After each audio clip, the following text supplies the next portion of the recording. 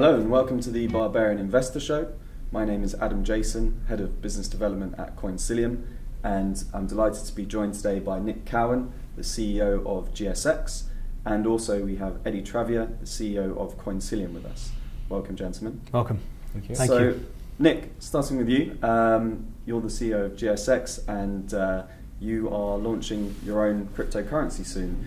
Before we get into that, Gibraltar has recently laid down some regulatory framework for blockchain distributed ledger technology companies. Could you give us a bit of background on kind of the reasoning behind that and the general approach, I suppose, from your point of view of Gibraltar towards this emerging space?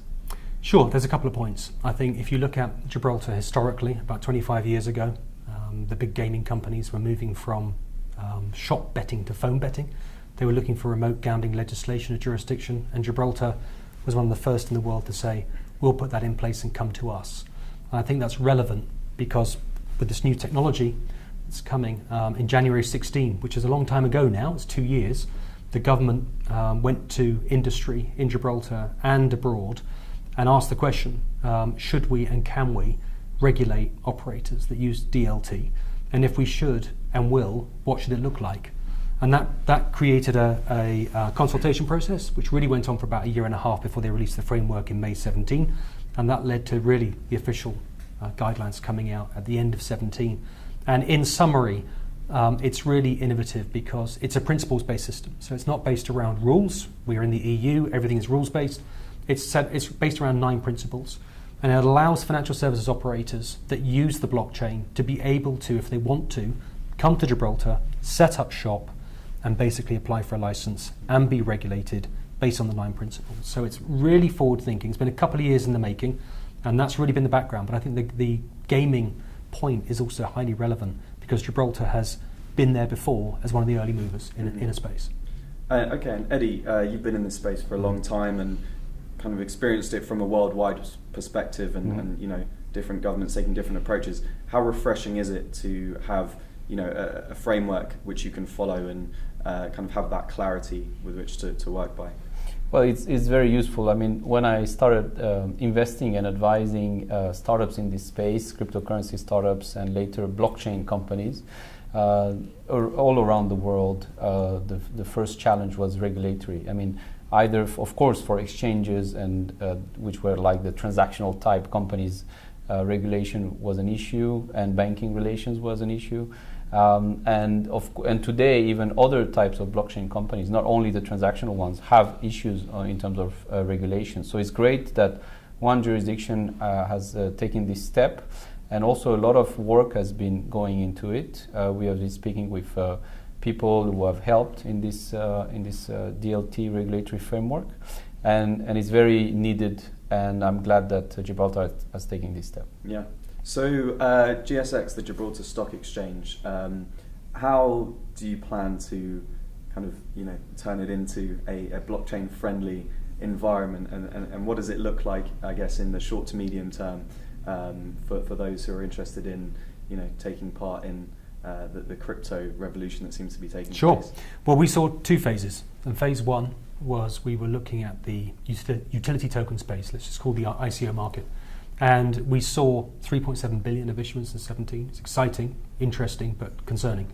And we felt that given the lack of best practices that we saw out there, there was a need and an opportunity for us as an exchange to put in a rules-based system using sponsors to really help issuers come to a market where there was a trusted network. Mm-hmm. And also investors could come to a marketplace where there was a vetting process based around best practices. So we incorporated a subsidiary, the Gibraltar Blockchain Exchange. That's phase 1.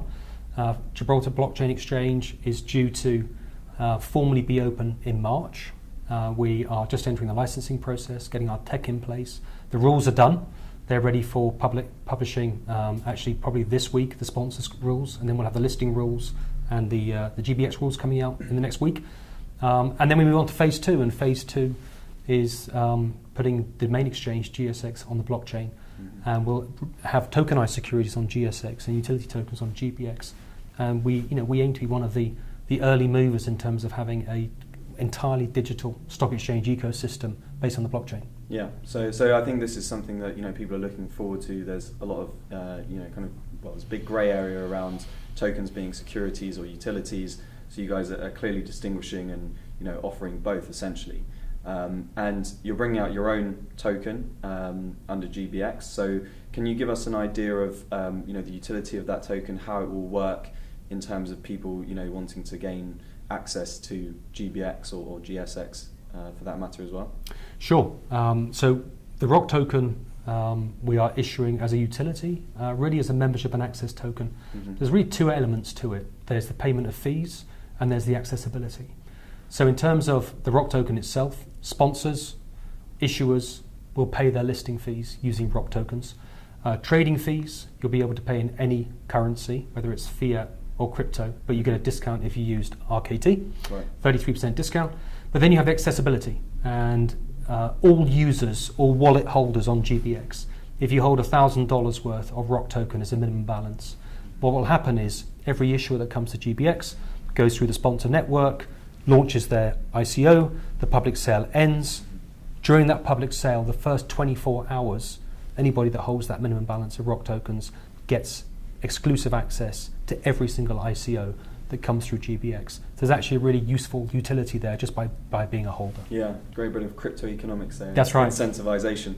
So in terms of the ICOs that potentially could be launching on the platform, there's going to be some vetting, right? So what kind of properties or characteristics will you be looking for from projects that are looking to launch an ICO on GBX? We've had to really think hard about how we put together the listing rules, and we try to sort of fall back on our expertise in terms of capital markets, where you really have four aspects. You have the emissions directive, are you eligible to issue securities, in brackets tokens? Prospectus directive, what has to go in your white paper? The transparency directive, what have you got to do once you're listed as a token? So in terms of reporting obligations, and market abuse governs behaviour. So we took that traditional sort of investor protection, if you like, skill set and brought it to our listing rules in terms of utility tokens. So we will be looking for issuers, A, to make sure, are they allowed to issue tokens? Are they eligible? If you're a Chinese corporate, probably not. Are you allowed to distribute the tokens in the different regions where you're looking to sell your tokens? And we need legal advice to say that you've had the legal advice to say you can issue tokens. We want obviously to understand clearly the utility. We want to understand who the controllers are. We want to understand the business model. We want to ensure that issuers are completely aware of, if they then choose to list on GBX, that it comes with obligations as well. You're going to have to continue to report to the exchange in terms of your financials. It's a serious proposition. Yeah. So really, it's we see this space probably going more mainstream over the next 5 years. Mm-hmm. And we want to try and bring some of those mainstream thought processes, which we believe just enhance the best practices in disclosure and transparency, and particularly investor protection. Yeah, absolutely. And we're dealing with retail investors here, so we have to take extra precaution. That's right. And Eddy, I mean, in terms of the landscape for investors, mm-hmm. it is currently a bit of a wild west in many cases. How much comfort do you think this is going to bring to retail investors, having that transparency and knowing that there is a clear vetting process? Do you think this is something that people around the world who are interested in crypto and blockchain are going to be kind of impressed by? Yeah, I think it's going to become very important for everyone. I mean, if we go back a bit to the origins of the token offerings, initially it was mainly for the community, for the crypto community, mm-hmm. and the community knows obviously about blockchain and had already a good idea of the technical challenges that the project is trying to fix or is trying to face, right?